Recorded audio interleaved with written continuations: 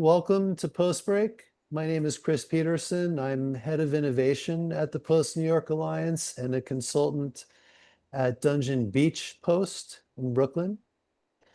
Today's topic is advanced AE turnover techniques. Oop, more people trying to get in. Advanced AE turnover techniques.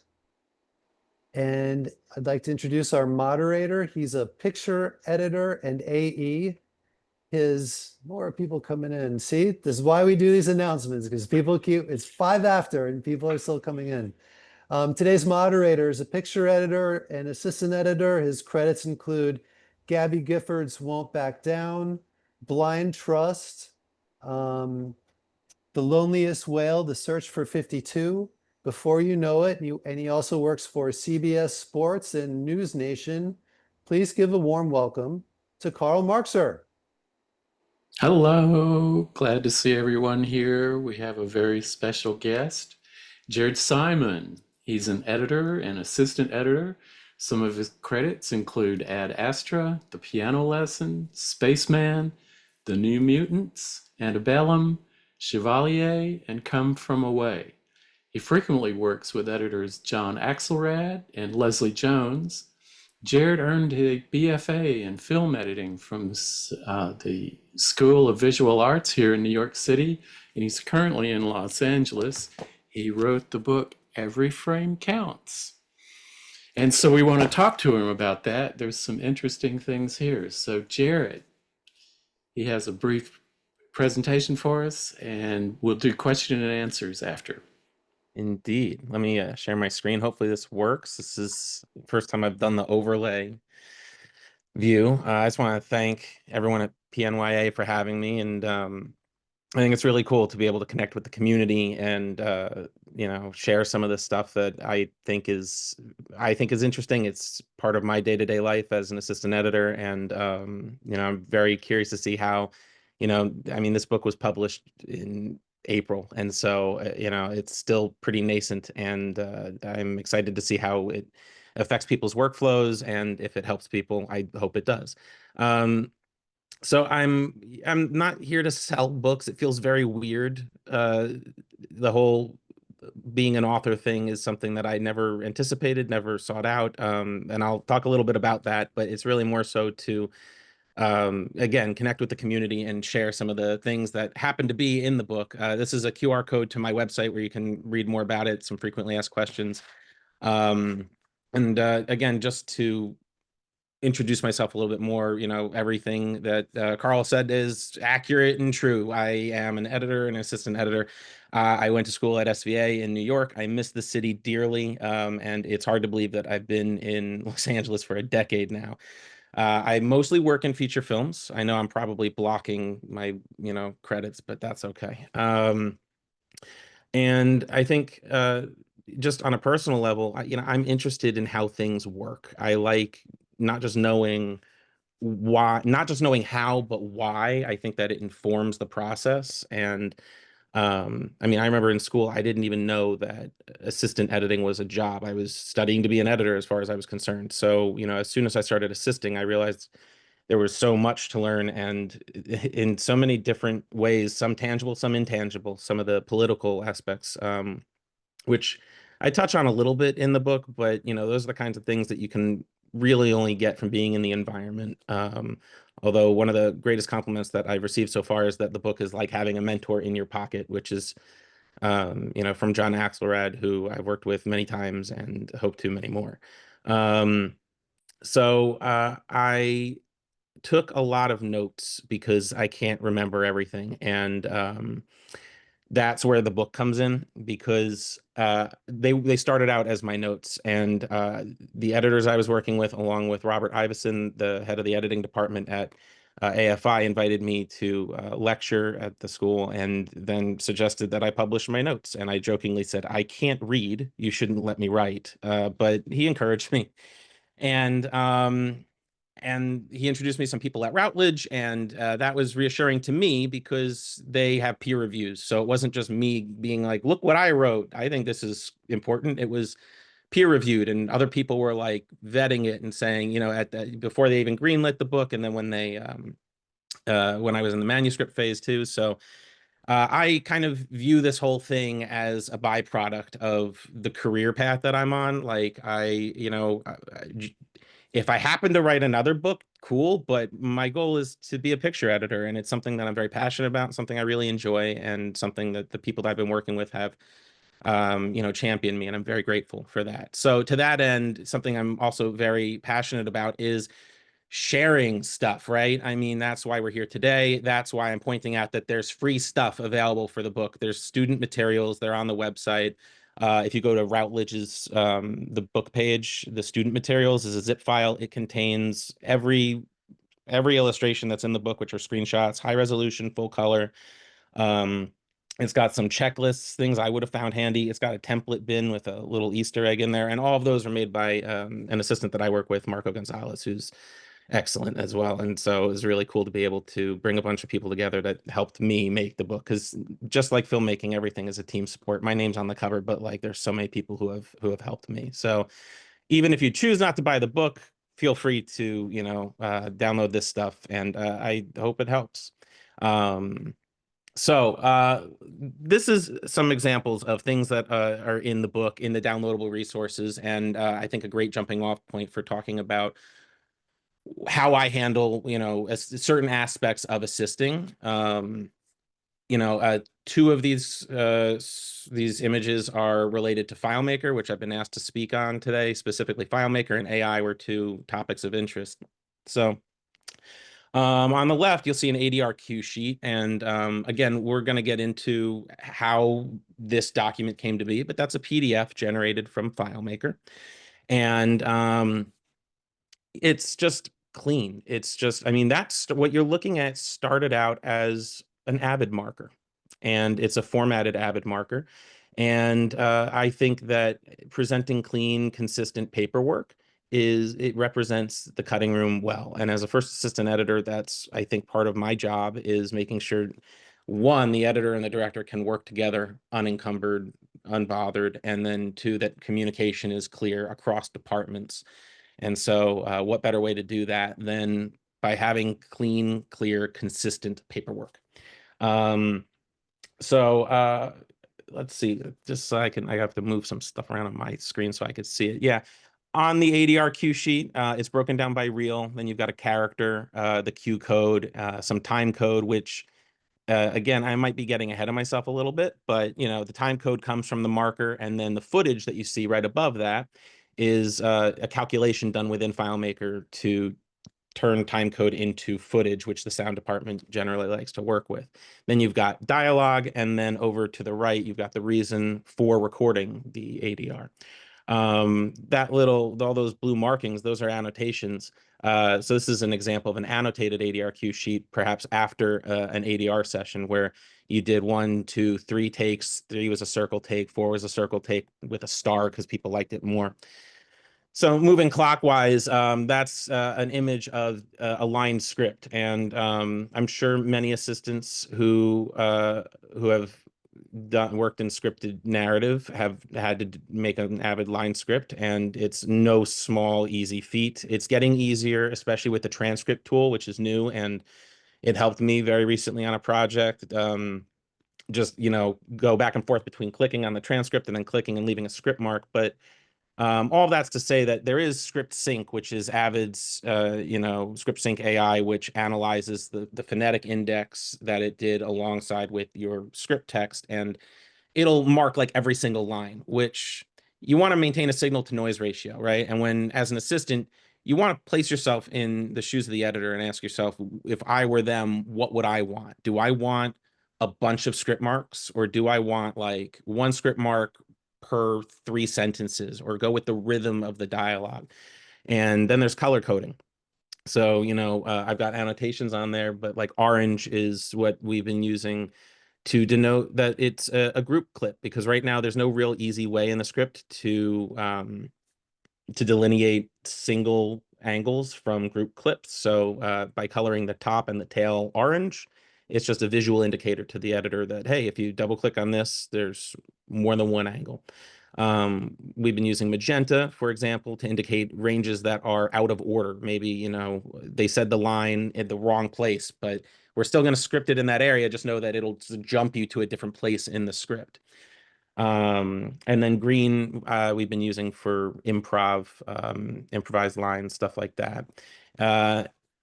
Then I've got a screenshot of a bin, and there are annotations in there, and there are some things that look like annotations, but they're actually in the bin. So those little tabs, the pink and the green, those are it's a little hack that I've kind of I picked up along the way, where those are sequences.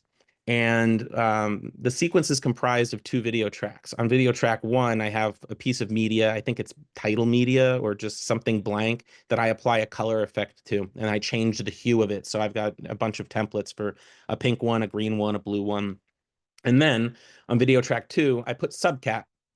And that means that all I have to do is duplicate the sequence, open the sequence, edit subcat, and then in thumbnail view in the bin, I can change the text and leave a little note, almost like a sticky note, for the editor. And I can, if I line it up in the right way, I can, you know, make the bin look like this. And I find it to be very helpful when I want to leave, you know, per clip notes that are a little bit more verbose. And then there's also poster frames like new footage and VFX note here, which are just duplicated master clips of, you know, one image that I imported once. And again, it's all about clear communication, right? So if they shot part of scene 4 on, you know, on day 1, and they're going to shoot the second part of scene 4 on day 2, on day 2, I'm going to open up the scene 4 bin, and I'm going to drag the new footage in, and I'm going to put a new one of those new footage clips between the 2. That way the editor can see, oh, here's what was shot before, here was shot after.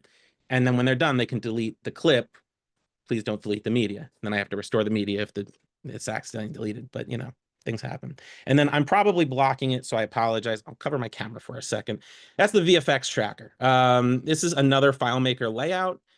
There's a lot going on in there, but in large part, it's, you know, a thumbnail, it's a shot code, a shot status, elements that comprise the shot, and then versions that have been submitted by the vendor. There are a lot of buttons in there, and a lot of those those buttons write scripts or flag certain things. And for those who are unfamiliar with FileMaker, just to make the rest of this talk easier, think about it as just one big Excel spreadsheet or a series of Excel spreadsheets that all talk to each other. But it's certainly, it can be overwhelming. I say that because it still overwhelms me. I look at what I built and I get nauseous. So just know that you're not alone. I'm going to talk a little bit about FileMaker specifically, and then we're going to also get into some supporting apps to be aware of, you know, things that make assisting easier or tools that have been on my radar. But FileMaker is one of the big ones that people get, you know, I just get a lot of questions about it a lot. And you know, the more I learn about FileMaker, the more I feel like I don't know about FileMaker because you open it and it's just like a blank screen, and you know, the sky's the limit. And what I've learned is that FileMaker has a lot of answers, and what's really important is knowing what questions to ask of it. And the questions that I have chosen to ask of FileMaker have been informed through experience working in cutting rooms. You know, it's like that whole work smarter versus harder thing. I mean, I was working harder for a while. I still work hard, but FileMaker allows me to focus that energy in the areas that I find more creatively fulfilling. It does the routine or rote tasks a little bit faster. And frankly, you know, FileMaker, again, is just one of many solutions, and it's probably not the best solution for everybody. And who knows, especially with the way that, you know, the artificial intelligence tools are evolving so rapidly. We'll see what other tools emerge, but just a little bit about why I chose FileMaker, especially because if you're looking it up and you go, whoa, it's $600, that's expensive. Yeah, it is. But also, when I work on a movie, usually the post house supplies a computer along with a host of software apps. And I noticed that FileMaker was just on the computers. And I remember when I started out, I remember saying, what kind of files does it make? What kind of files do I need to make? I make an MOV file, and that's about it. So it was on the computers, and it was there, and I didn't know what it was. And then I was interviewed for a movie that I mean, I ended up not getting the job, and I felt that the reason I didn't get the job was because the assistant who was interviewing me was asking me a lot if I had a database and if I had if I knew how to track VFX. And I said, yeah, I know how to track VFX, but I don't have a database. And I remember saying, I'm quick to learn, and I'm happy to use. If you have one, I'll use it. I'll learn it. And they ended up going with someone that they had worked with before. So it made me feel a little bit better about it. But it also lit a fire under my butt to go and learn FileMaker, because it just seemed like something that would have given me an edge in that interview. Two things stood out to me very quickly. I started learning FileMaker using the IATSE training and trust fund. So they have access to LinkedIn Learning, and it's a really dry course. It's great. Chris Hippolyte, I think, is the author of it, and he does a wonderful job. But he spends an awful lot of time talking about customers and products and invoices and line items. And I'm sitting there rolling my eyes, going, "How does this relate to editorial or filmmaking at all? And what do these people see in FileMaker? What could they possibly be doing, related to visual effects?" And once I abstracted some concepts like, a customer could be a character, and an invoice could be an ADR queue sheet, things started to make a little bit more sense. And that's why, even sessions like today where we get to talk about this and I get to share how I've been using it, it might, get the ball rolling and the gears turning in your head, and you go, oh, that's how he's using it. I can make it do this, and you can bend it to your will.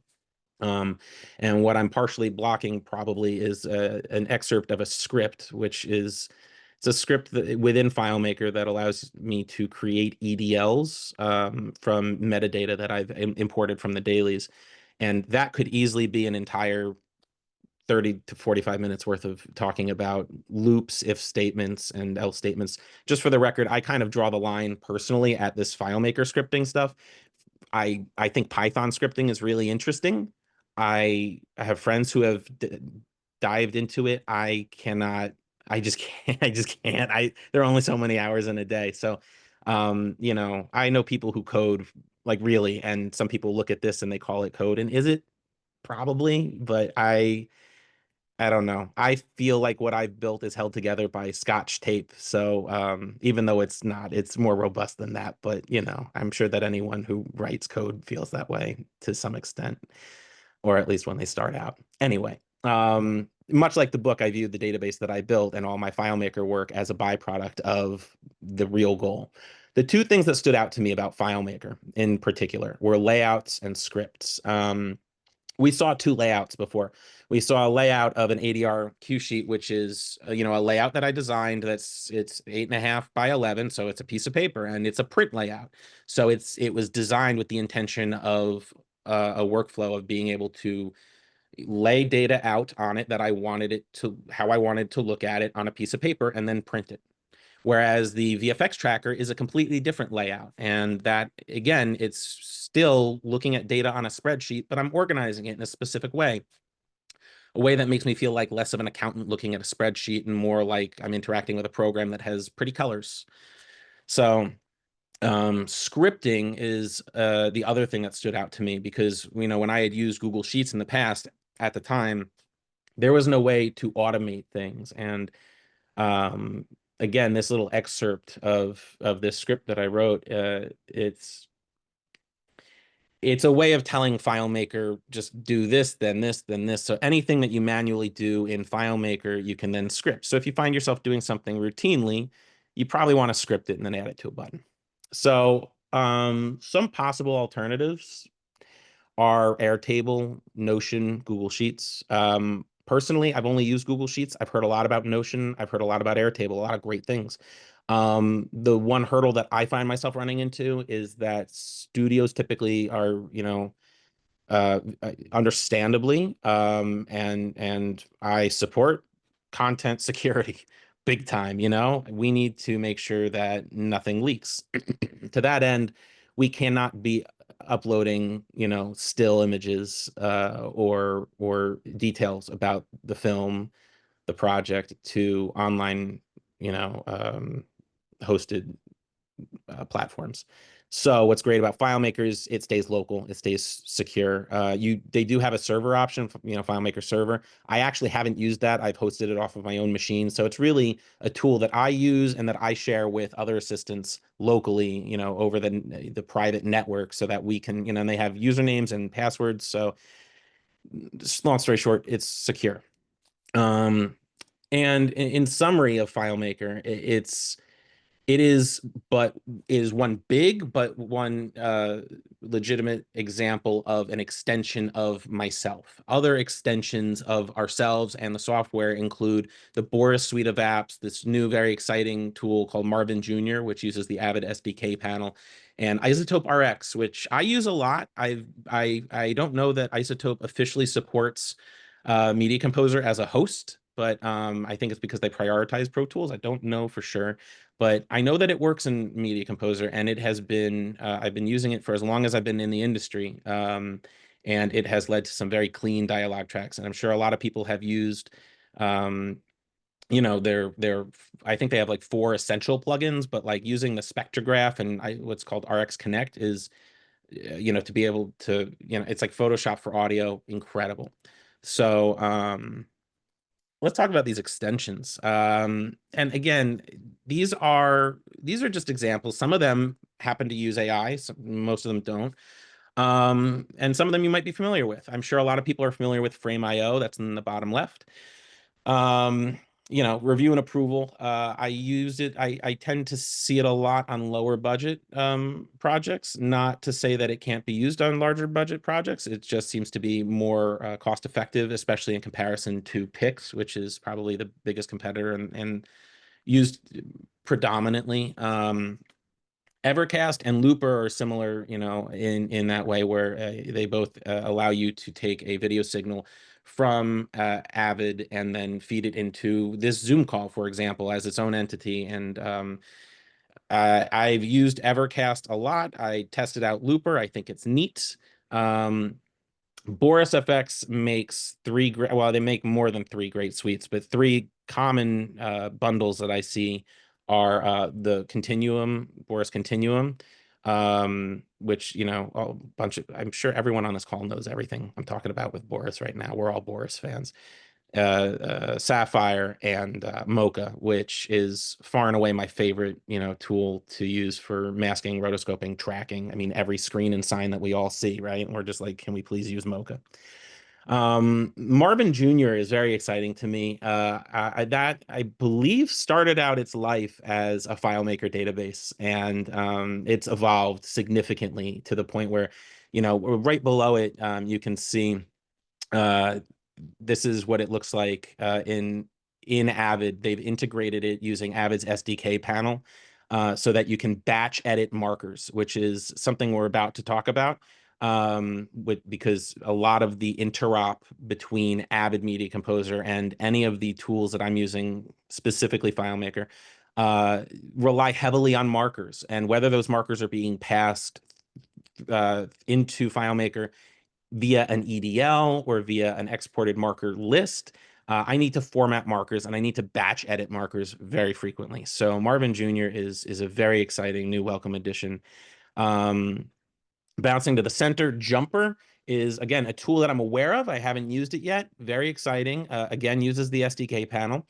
And it uses AI to analyze video clips and locally on your machine. Excuse me. And it opens up semantic search into Avid, which, I mean, I don't think that replaces a person, but I certainly think it expedites the process of finding footage. For example, in this screenshot, from, I think, their website, it's someone typed in shark, and so it pulled up every piece of video that it identified seeing a shark in. That's not to say you shouldn't watch your footage or that the assistant shouldn't, review all the footage. Of course not. But in a pinch, this helps make sure fewer things fall through the cracks. Maybe there's another shot in another scene that has something that we could use. It's just like when you open FileMaker for the first time and it's like a blank slate. All of this is so nascent, like so many opportunities and possibilities exist that it's overwhelming to think about just what those possibilities are. Lawless AI is something that I saw a demo of at Edit Fest a few weeks ago. I was aware of them as a company. What they're doing is, the pejorative term is deep faking, but they're doing this in a way that is really, really thoughtful. And I would encourage you to look, if you're interested, look up, their website, their videos, their demos. It will allow you to modify and change a performance, not just on a temp level, but you can follow it all the way through the pipeline. And they've, through their presentation at EditFest specifically, I was very impressed with how they're handling the ethical side of generated video, audio. I mean, with great power comes great responsibility. And if we're going to be able to generate video of someone saying anything, or any angle of them, that shouldn't be taken lightly, and they're not taking it lightly. So it's very cool to see how AI is being integrated into the tools that we're using. And then just kind of nestled down here at the bottom center is 11 Labs, which ironically I have not used, but literally 40 minutes before this meeting right now, I was just, asked about the possibility of using it on a project, and I said, okay, yeah, let's look into it. If everyone is on board and everyone is aware, I think the easiest way forward is transparency. But it's certainly a gray area right now, and I think that on the subject of AI, at least as it relates to tools that we're using, and again, we'll come back to this because I want to come full circle. It's just about being mindful about it and being aware. So let's see what's next. So going back to those markers that we were talking about, this isn't elegant, this isn't pretty, but it's one method, and it's something that I've been using effectively. And if it works, great. I'm always open to new ways of working, new methodologies. And what we're going to do is we're going to follow just quickly what my methodology is, how it gets from being an Avid marker. This is an ADR line as an example. So this is, just like that ADR cue sheet that we showed earlier. This is how it begins life. And I'm also going to show, as an example, demonstrate why you don't necessarily need FileMaker. You could do it on your own. You could do it using any tool that you deem necessary, you deem appropriate or fitting. So my ADR markers contain a number of fields, but in a marker in Avid, I only have one field, and it's the comment, right? So what I'm doing is I'm using equal signs as delimiters. So the 6 fields that I have are a tag, which is empty. Then I have ADR, which is a classification. We've got the character name. In this case, it's Jared. And then the dialogue line, which is, yes, I'm putting these hours on my time card. Can you tell that I made this after a union meeting? After that, there is a reason for the ADR line. Then there's a note for the ADR line, like, for the ADR technician saying, mute the temp on A3 before looping. Then we've got the Q code, if there is one, and then a little end tag just to make sure that the whole marker came through, because if you format if it happens to come through an EDL, or if the text gets clipped and it doesn't see equals end, it flags it. So I export a marker list, and I open that. What you can do is you can open that up in a text editor. What I have set up is that I'll export, a marker list, import that into FileMaker, and FileMaker is about to do what I'm about to explain. It does it very quickly, and it puts everything into its appropriate place. What I did in the text editor was I did a search for equals, because equals comes up very rarely in ADR, right? Seldom does anyone, even if they're saying the word equal, you write it out, right? So it's a pretty safe delimiter to use. Whereas a very common delimiter that people use are a comma. Commas happen pretty frequently in spoken dialogue. So if I used comma separated value list, then this wouldn't be so effective. So hence the equal signs.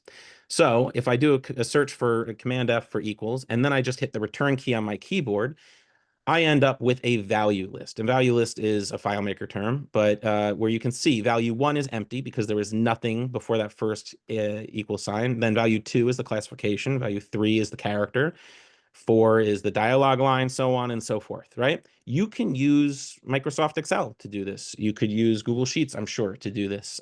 So you don't have to use FileMaker, right? But here is one creative way. Again, did I come up with this? No, I inherited this from working, in John Axelrad's cutting rooms. And we've added other fields. We've brought it into, I think it started with just ADR lines, but then we brought it into DI markers, into VFX markers. Anywhere where we need to have, content rich comments and keep them throughout the flow of editorial, because again, on a feature film specifically, we're thinking on a macro scale, right? If we're going to live with something, we want to make sure that if we leave a marker during dailies, we can carry that through to the very end with integrity and make sure that we don't lose any data. So, wrapping up here, the state of the industry, where are all the jobs at? People always ask me, John, where are all the jobs at?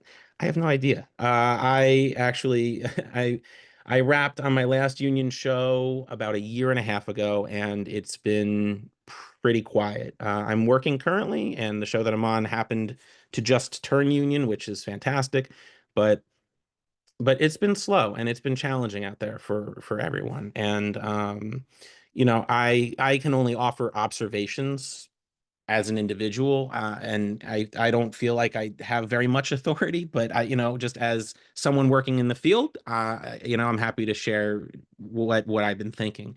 So just, I remember back in 2018, 2019, it seemed like there was a boom in production. There was a lot of short form content. I remember Quibi was a big deal. It was like, I just remember everyone I knew was working on a Quibi show, like, and it was a big production. Like, it was like, they had to do the landscape and the portrait, and and then they had to format it for when it wasn't going to be on Quibi. So there was a lot of work to be done, and it seemed like everyone and their mother was working on a Quibi show. And then the pandemic hit, and we all lived through that, so it slowed everything down. But they started to boom again once we figured out how to do our job safely. Slowly more people started to re-enter the workforce, and then the strikes and negotiations halted us again, I think, in 2023. And I think there's been a rise of remote work, which I think has its advantages and disadvantages. For me personally, I think that having it as an option, making it has increased the quality of life. I think it's also given people who don't live in areas that were previously considered hubs, like Los Angeles and New York and Atlanta. It gives people not in those areas opportunities to work on content that they wouldn't have maybe been able to previously. I also think that it might lead to people who live in those high cost of living cities to have difficulty finding work. So that's challenging. I think that an overarching question that I find myself asking is, what do people want to watch? And I think maybe the studios are, I mean, I'm sure that they're always thinking about that. That's driving, the decisions about what they greenlight and what they don't. And as assistant editors, this is so far above our pay grade, but it does affect us, right? I mean, when we're talking about budgets, the disparity is pretty big right now. I mean, the budget determines and dictates what resources we have, and resources include positions, and that's how many people we're working with, which goes back to, where are all the jobs?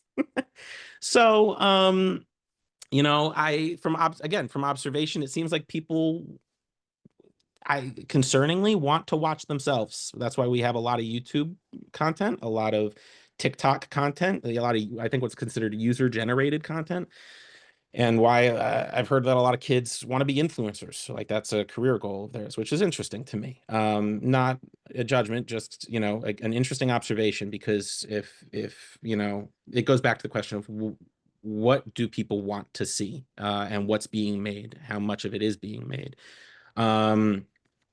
So is artificial intelligence taking my job?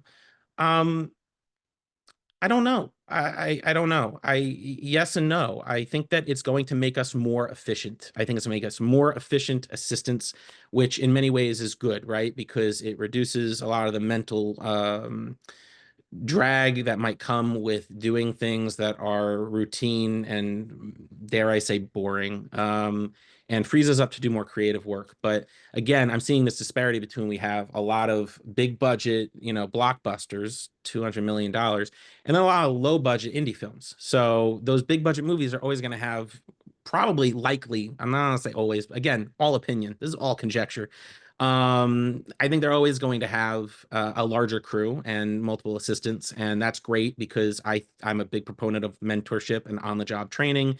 And I think that being an apprentice or a second assistant is a great way to learn from a first assistant editor on the job.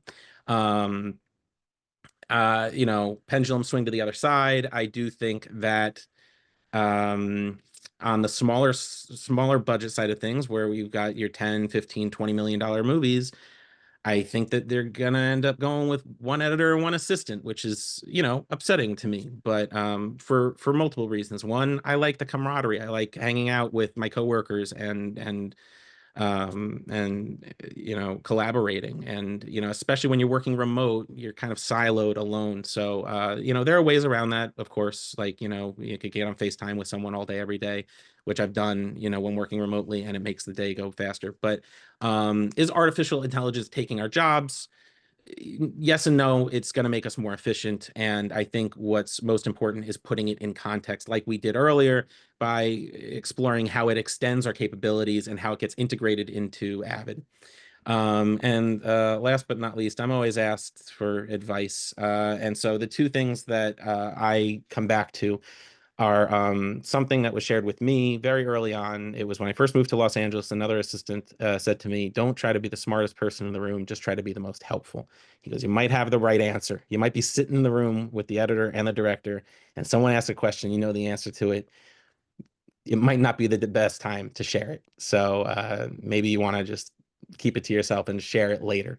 And the other thing is that even with today's presentation and with all of the resources that are in the book and in every online forum and even that FileMaker class, as I was mentioning, it's overwhelming. It can be, to see this large quantity of information and go, I have to know all of this stuff.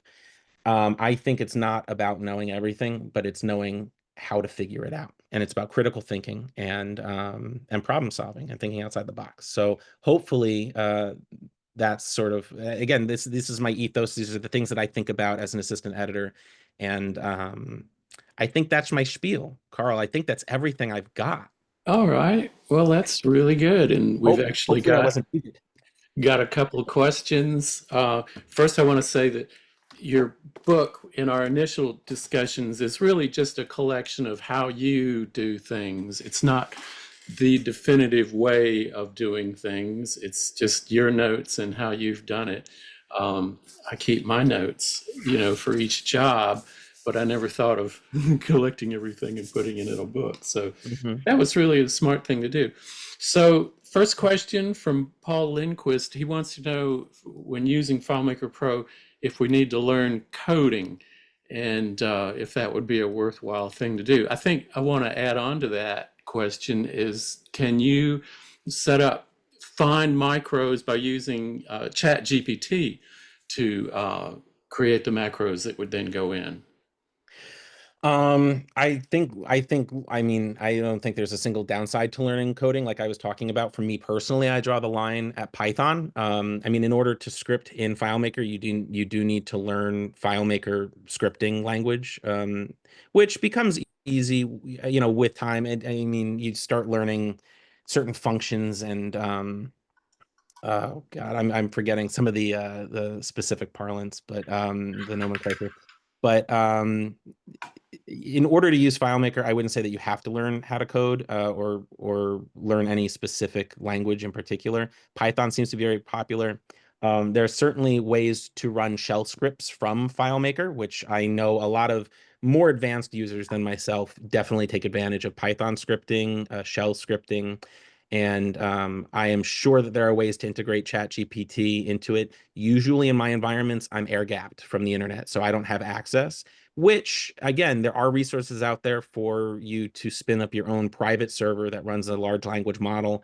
And again, I mean, it's such a great question because I think that that's exactly the mindset that someone needs to have in order to start finding solutions, because it's a lot of this stuff is tinkering. I mean, I did this FileMaker stuff because I thought it was interesting and neat and fun, and I liked problem solving. And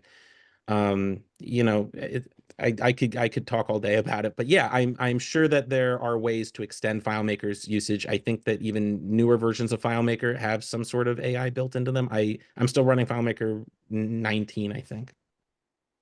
Yeah. Interesting. Well, I think for me, the way I'll probably get started is just find examples that I can kind of cut and paste and build some stuff and experiment and try to get it. It always fails the first time, it seems like. A huge But part of it, a huge part of it is the debugging process. I'll write a script and then it won't work, and then I go great, and I got to click through it one at a time and figure out where I messed up in the script. But yeah, a great resource for that is Master the Workflow. It's Richard Sanchez and Larry Jordan. They sell a digital code book, which I'm a huge proponent of looking at that and seeing how another assistant works, because it'll inform the way that you choose to build your own database. cool. Yeah, while you're talking about the book, your book is available in paperback, maybe hardback too, but it's also available in digital form. And I think for me, it was convenient because I was traveling during the summer to have the book, but then I might put it on an iPad to have it as a resource. It's not really a first time through book and you're done. You got to read it 3 or 4 times to get everything. But there's a really good index in the back, which if you got the online version would be even easier to search. So if you need to get an answer to something really quick, you can type in and look at it. And to that point, there's a bunch of cross references, which I had to painstakingly go in. So it's in context of reading something. You can be reading something in the dailies chapter, and then there's a cross reference. And in the ebook, it's just a link to the page in the turnovers chapter about why this is important to set up in the dailies stage right now, because it's going to pay off down the road later. And again, with you, I mean, I wrote the damn thing and I'm taking notes in it, and I put stickers all over it, and it's something that I use. I do like the digital version because I can Command F and search for a term, but that was how it originated as well. It was a Pages document. Yeah. So Jason Solog, I hope I pronounced your name right. He's asking questions about AI. With AI and automation, do you imagine they'll try to further reduce AE workforce size by having one AE for multiple editors if the same post super is on multiple shows? And if so, how do you imagine we could prepare for that?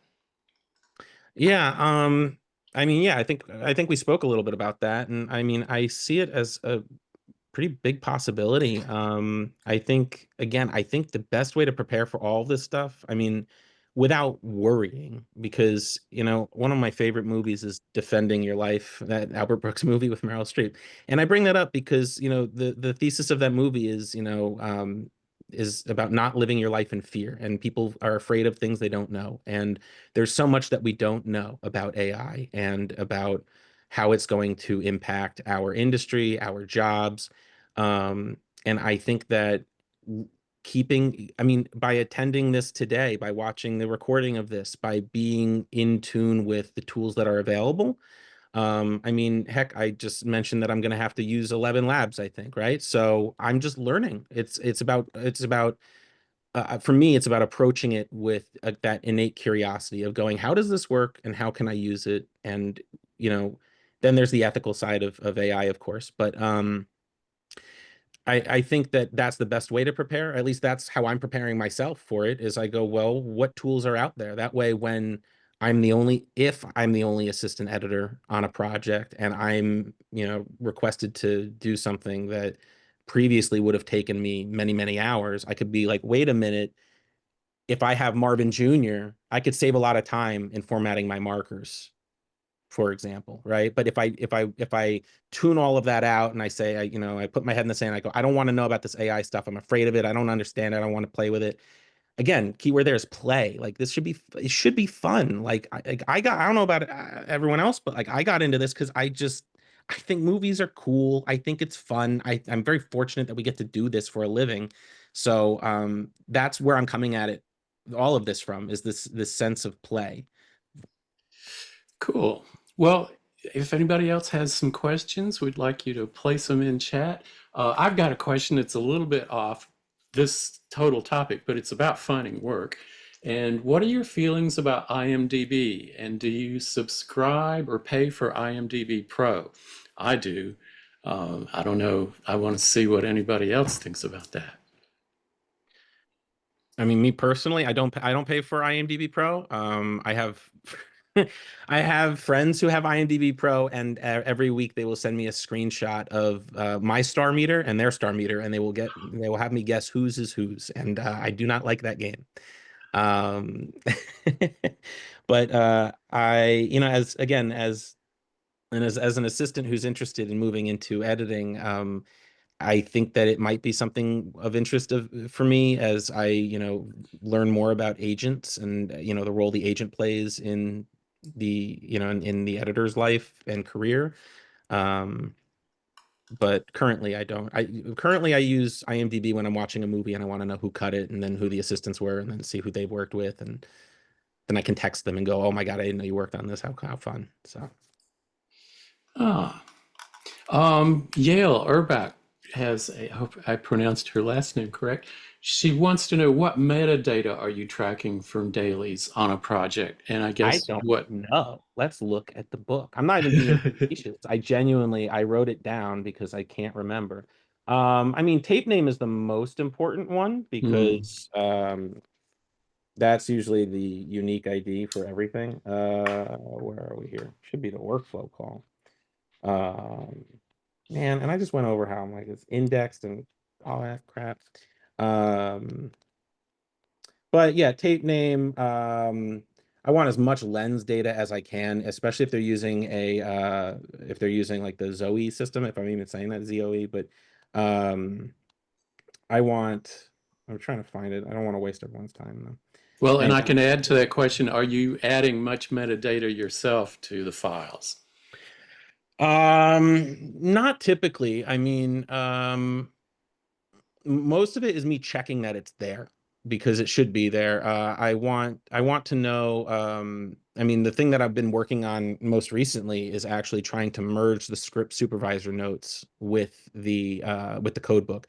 So I'll take all of the metadata that comes across in the dailies bin, which is usually, again, you got clip name, start and end time code, duration, which can be calculated regardless, but the tape name is the unique identifier. So a lot of the relationships in the database are formed from using the tape name and then the in and out time code as maximum and minimum ranges. And then there are calculations that FileMaker is doing under the hood to turn those time code figures from text, because that's technically what it is. Time code is in the context of FileMaker. Time code is text. It is not a number. And so there's a calculation that runs that turns that time code into an integer that is a single number that represents that time code, even if it's like 12 hours, 22 minutes, and whatever. You get a big number, and that represents the time code. Um, but what else am I tracking from there? Usually it's the script, not the scripts, or the dailies operator. It's funny, I haven't done dailies in a minute, which is why I wrote this. It started off as a dailies checklist. But yeah, if I've been working on importing an XLSX file from the script supervisor into its own table, and then finding out what the relationship is between the dailies metadata, which could be camera, scene, and take, along with the script supervisor's reports. And then I can have a layout that then shows me the metadata from the code book alongside the script supervisor's report, which can then lead to a third thing, which is a custom ALE generated by FileMaker, which can generate subclips with the script supervisor notes injected into a custom column so that the script supervisor notes are then searchable within Avid Media Composer. And does FileMaker do time code calculations? Can you program it to do the subtract and Oh yeah, it's not native. There are plugins. There uh, are plugins that you could do, or you create your own calculations, which I kind of outline in the book a little bit. Again, some cursory Google searching will yield some pretty great results about just how to, what calculations other people have used and how to.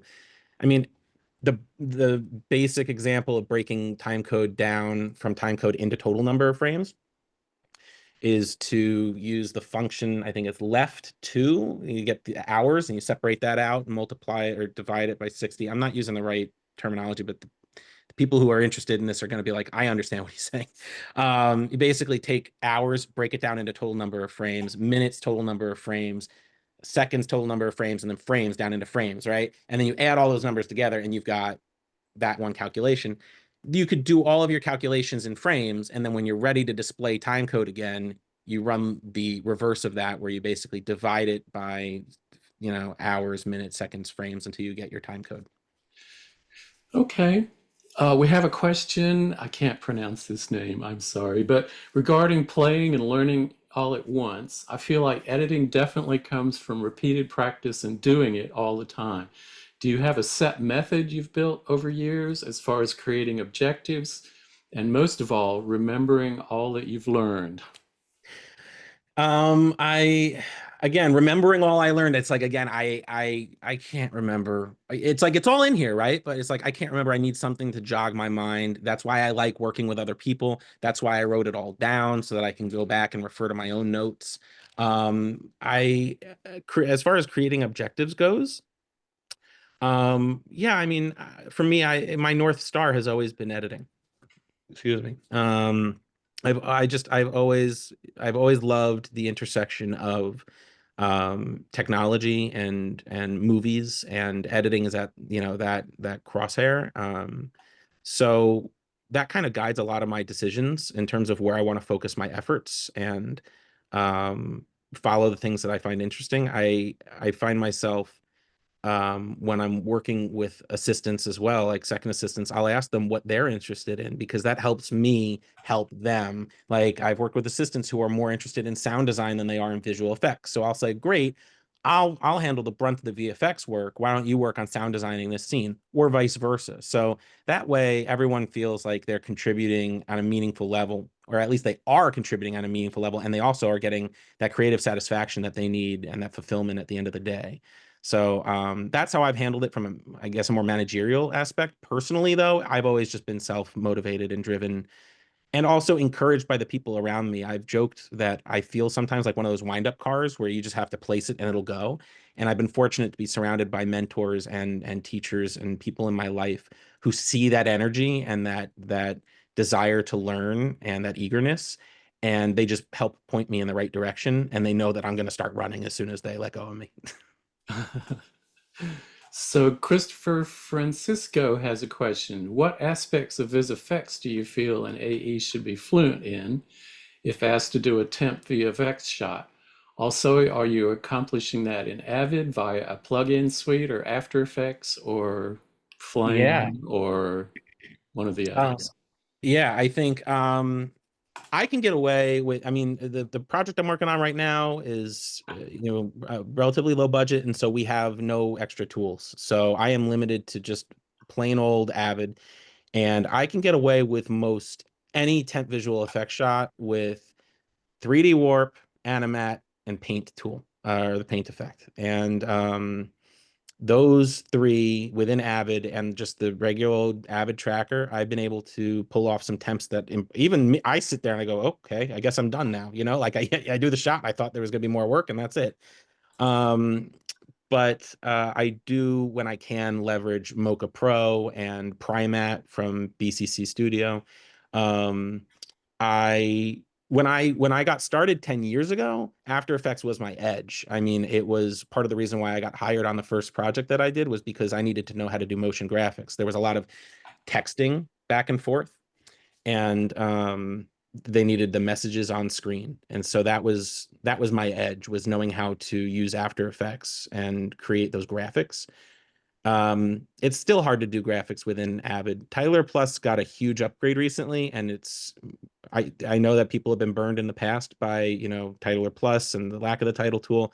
It's still never going to be, a full-fledged motion graphics suite the way that After Effects is, but it's remarkably capable now, and there's a lot that you can do with it if you get creative.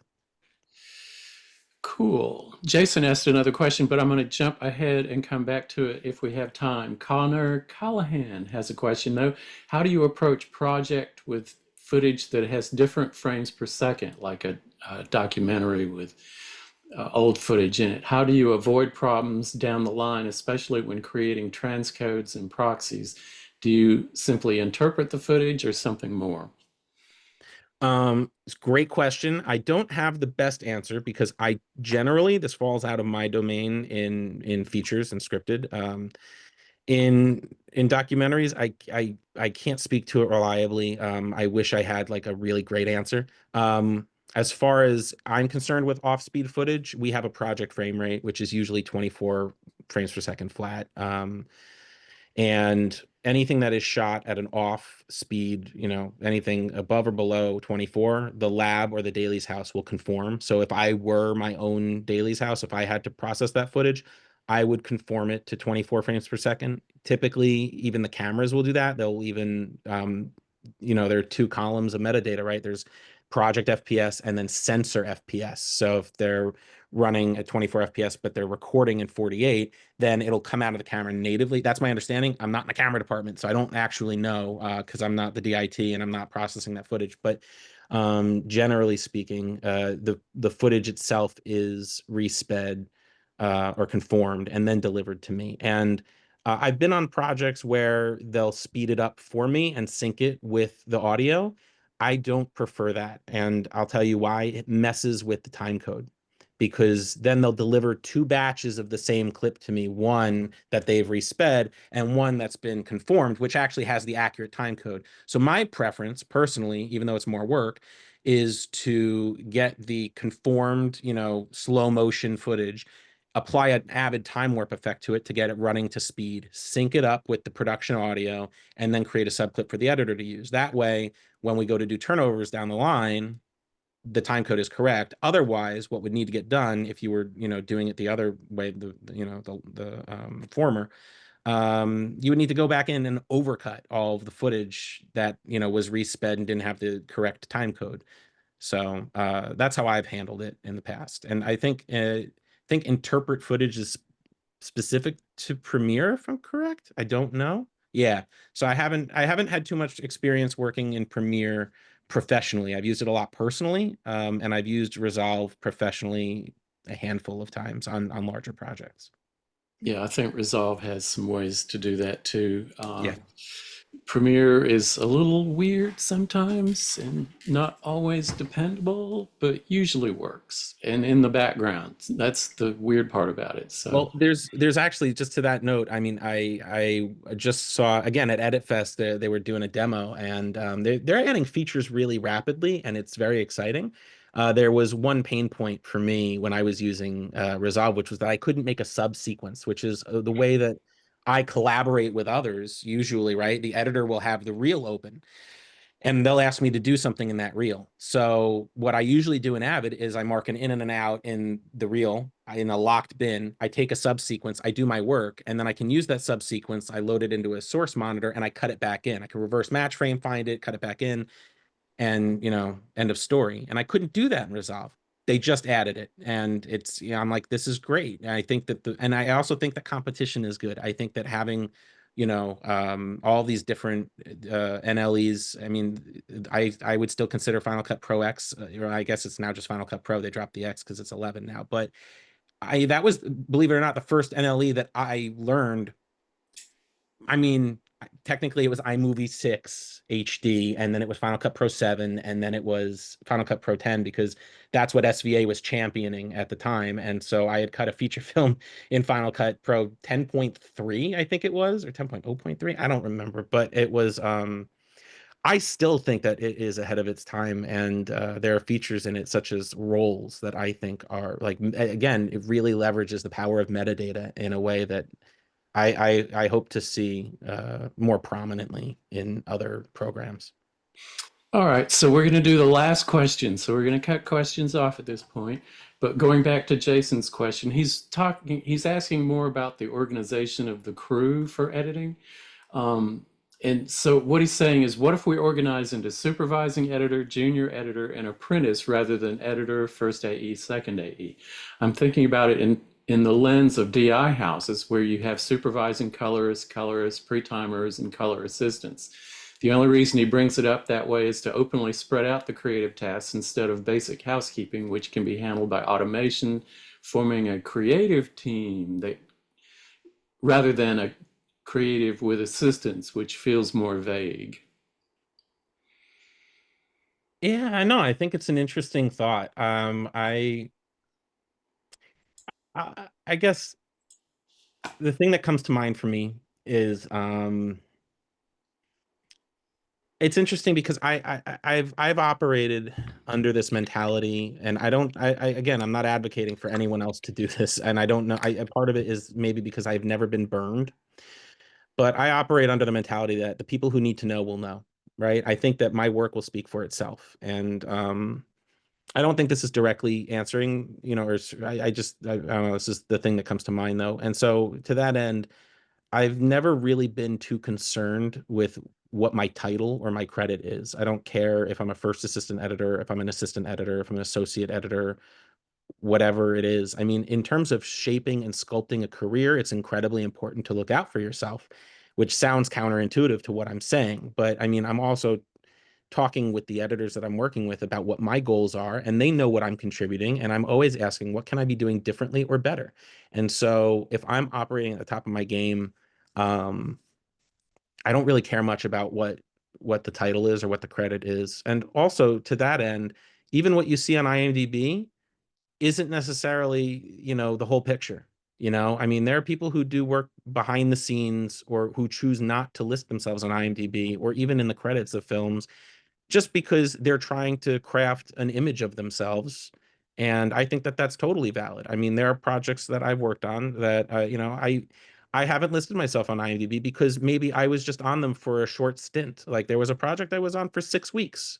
And I didn't feel it was fair of me to list myself on IMDb when there was an assistant editor who was on there for a much longer period of time. And I was like, I don't want to detract from the work that they're doing, and I don't feel like I didn't feel like it was earned on my part, if that makes any sense.